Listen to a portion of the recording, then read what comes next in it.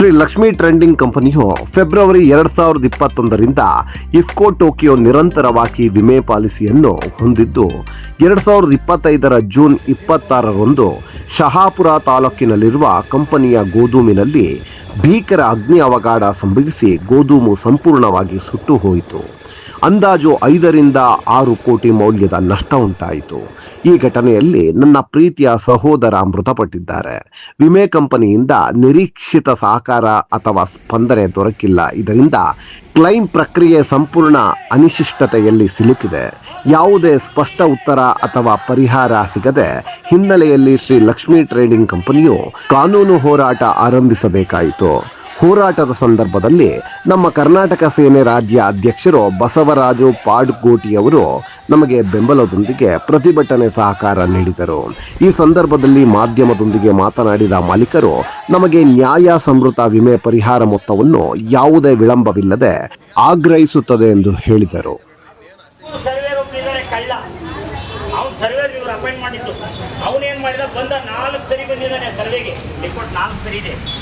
Survey report ಕೊಡಿಲ್ಲ ಅವರು.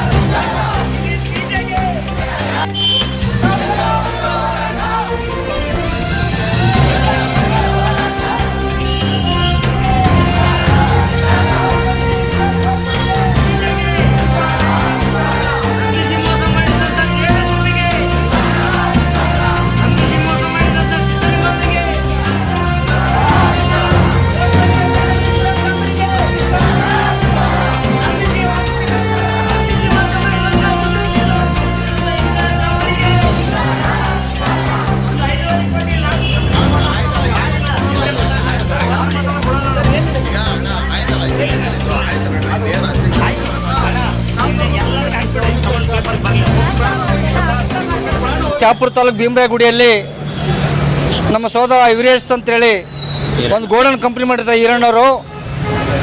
ಅಗ್ನಿ ದುರಂತದಲ್ಲಿ ಸುಮಾರು 6 ಕೋಟಿ ವಸ್ತುಗಳನ್ನು ಅಗ್ನಿಯಲ್ಲಿ ಸುಟ್ಟೋಗಿರುತ್ತೆ. ಮತ್ತು ಅವ್ರ ಜೊತೆ ಅವ್ರ ತಮ್ಮನ ಕೂಡ ಬರ್ನ್ ಆಗಿ ಒಂದು 15 ದಿವಸ ಆದಮೇಲೆ ತೀರೋಗ್ತಾರೆ. ಈ ಏನು ಕಂಪ್ನಿ ಇಸ್ಕೋ Tokio general insurance company claim ಮಾಡಲಾರ್ದೆ ಸುಮಾರು 1 ವರ್ಷದಿಂದ ಅಲಿಸ್ತಾ ಇದ್ದಾರೆ. ಈ ನಾಡಿನ ಕರ್ನಾಟಕದ ಕನ್ನಡಿಗರನ್ನ ಪರಭಾಷೆ ಕಂಪ್ನಿಗಳು ಬಂದು ದ್ರೋಹ ಮಾಡೋಂಥ ಕೆಲಸಗಳು ಮಾಡ್ತಾಯಿದ್ದಾರೆ. ಇನ್ಶೂರೆನ್ಸ್ ಕಂಪ್ನಿಯವರು ಕೂಡಲೇ ಈರಣ್ಣವ್ರಿಗೆ ನ್ಯಾಯ ಸಿಗಬೇಕು. ಇಲ್ಲಾಂದ್ರೆ ನಮ್ಮ ಕನ್ನಡ ಸೇನೆ ಮುಂದಿನಲ್ಲಿ ಇವರು ಎಲ್ಲೆಲ್ಲ ಕಂಪ್ನಿ ಕರ್ನಾಟಕದಲ್ಲಿ ಎಲ್ಲ ಕಡೆ ಮುತ್ತಿಗೆ ಹಾಕೋಂಥ ಕೆಲಸ ನಮ್ಮ ಕಡೆ ಸೇನೆ ಮಾಡುತ್ತೆ.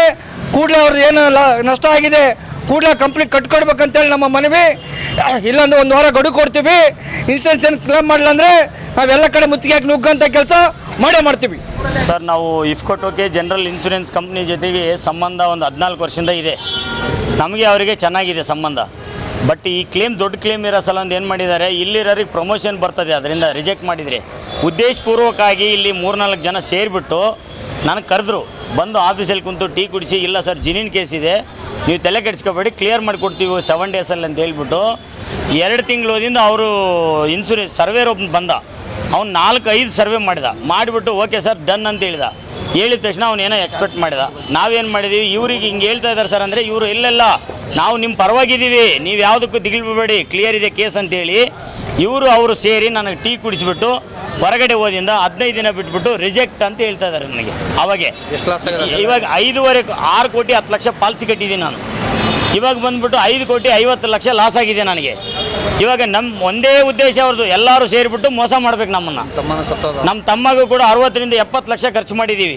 ಆ ಖರ್ಚು ಮಾಡಿದ ಡೆತ್ ಆಗಿ ತಕ್ಷಣವೇ ನಾವು ಹೇಳಿದ್ದೀವಿ, ಅಯ್ಯೋ ಅಂತ ಹೇಳ್ಬಿಟ್ಟು ಕರೆಸಿ ನಮ್ಮನ್ನು ನೈಸ್ ಮಾಡಿಸ್ಬಿಟ್ಟು, ಇಲ್ಲ ಸರ್ 1 ವಾರದಲ್ಲಿ ಕೊಡ್ತೀವಿ ಅಂತ ಹೇಳ್ಬಿಟ್ಟು ನಮ್ಗೆ ಈ ಥರ ಮೋಸ ಮಾಡಿದ್ದಾರೆ.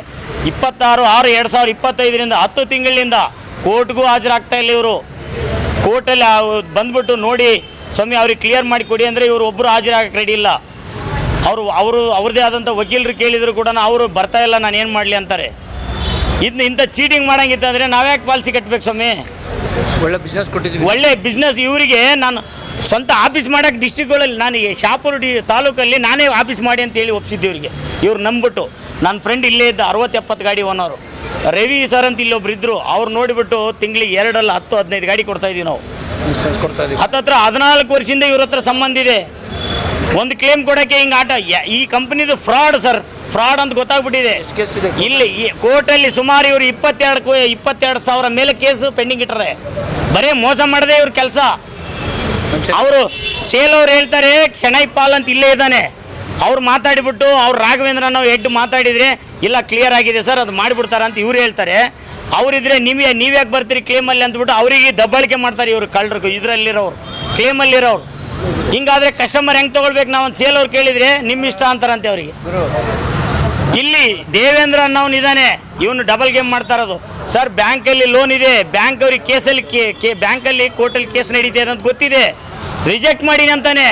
ಕೋರ್ಟ್ ಫಸ್ಟ್ನೇ ಆದೇಶ ನನ್ನ ಕಡೆನೇ ಆಗಿದೆ, ಸಾಲ್ವೇಜ್ ಕ್ಲಿಯರ್ ಮಾಡಿ ಕೊಡಿ ಅಂತಬಿಟ್ಟು ಕೋರ್ಟೇ ಹೇಳಿದೆ ಇವ್ರಿಗೆ ಬರೋಕ್ಕೆ ಯೋಗ್ಯತೆ ಇಲ್ಲ. IFFCO Tokyo general insurance company sir, Yadgiri district ಕೋರ್ಟಲ್ಲಿ ಕನ್ಸ್ಯೂಮರ್ ಫೋರಮಲ್ಲಿ ಕೇಸ್ ನಡೀತಾ ಇದೆ. ಇವರು ಅಷ್ಟಾದರೂ ಕೂಡ ನನ್ನ ಮೇಲೆ ಬ್ಯಾಂಕ್ ಪ್ರೆಷರ್ ಮಾಡೋ ಸಲುವಾಗಿ ನಾವು ರಿಜೆಕ್ಟ್ ಮಾಡಿದ್ದೀವಿ ಅಂತಬಿಟ್ಟು ಉದ್ದೇಶಪೂರ್ವಕವಾಗಿ ಹೇಳ್ತಾರೆ. ಇವರಿಗೇನೋ ಇವರು ಪ್ರಮೋಷನ್ಗೆ ಜನಗಳನ್ನ ಹಾಳು ಮಾಡ್ತಾ ಇದ್ದಾರೆ ರೋಡಲ್ಲಿ. ಕೇಸ್ ಆಲ್ರೆಡಿ ಕೋರ್ಟಲ್ಲಿ ನಡೀತಾ ಇದೆ. ಕೋರ್ಟ್ ಏನು ಆನರ್ ಮಾಡುತ್ತೆ ನಾವು ಅದಕ್ಕೆ ಕರೀ ಇದೆ. ಇಲ್ಲ ಆಗಿದ್ದಾರೆ ಸರ್, ಅಡ್ವೊಕೇಟ್ ಆಗಿದ್ದಾರೆ ಅವ್ರು ಆಗ್ತಾ ಇಲ್ಲ ಅಂತ ಹೇಳ್ತಾರೆ. ಇಲ್ಲ ಆಗಿದ್ದಾರೆ ಅಡ್ವೊಕೇಟ್ ಆಗಿ ಆಗ್ತಾ ಇಲ್ಲ ಅಂತ ಇಲ್ಲ ಆಗಿದ್ದಾರೆ ಅಡ್ವೊಕೇಟ್ ಆಗಿದ್ದಾರೆ. ಫೈರ್ ಆಗಿತ್ತು ಸರ್ ಅದು ಆಸ್ ಪರ್. ಸರ್ ಈಗ ಕೋರ್ಟ್ ಕೇಸಲ್ಲಿ ಇರೋದ್ರಿಂದ ಈಗ ಪಬ್ಲಿಕಲ್ಲಿ ಹೇಳೋದು ಹೆಂಗಾಗತ್ತೆ ಸರ್? ನಾಳೆ ಹೌದು ಕೋರ್ಟಲ್ಲಿ ನಾವು ಏನಾಗುತ್ತೆ ಸರ್, ಕೋರ್ಟಲ್ಲಿ ಇದೆ ಕೇಸ್, ಏನು ಆನರ್ ಮಾಡ್ತಾರೆ ಅದನ್ನ ನಾವು ಮಾಡ್ತೀವಿ ಸರ್. ರಿಜೆಕ್ಟ್ ಆಗಿದೆ ಅಂತ ಹೇಳ್ತಾ ಇದ್ದಾರೆ. ಹಾಂ, ಸರ್ವೆ ರಿಪೋರ್ಟ್ ಮತ್ತು ಫಾರೆನ್ಸಿಕ್ ರಿಪೋರ್ಟ್ ಮೇಲೆ ಮಾಡಿದ್ದೀವಿ. ಬಟ್ ಅದು ಕೋರ್ಟಲ್ಲಿ ಇದೆ ಸರ್, ಕೋರ್ಟಲ್ಲಿ ಏನು ಡಿಸೈಡ್ ಆಗುತ್ತೆ ಅದನ್ನು ಅವನು ಎಲ್ಲಿ ಯಾವ ಮೀಡಿಯಾಕ್ಕೆ ಬರ್ತಾನೆ ಬರಲಿ ಸ್ವಾಮಿ.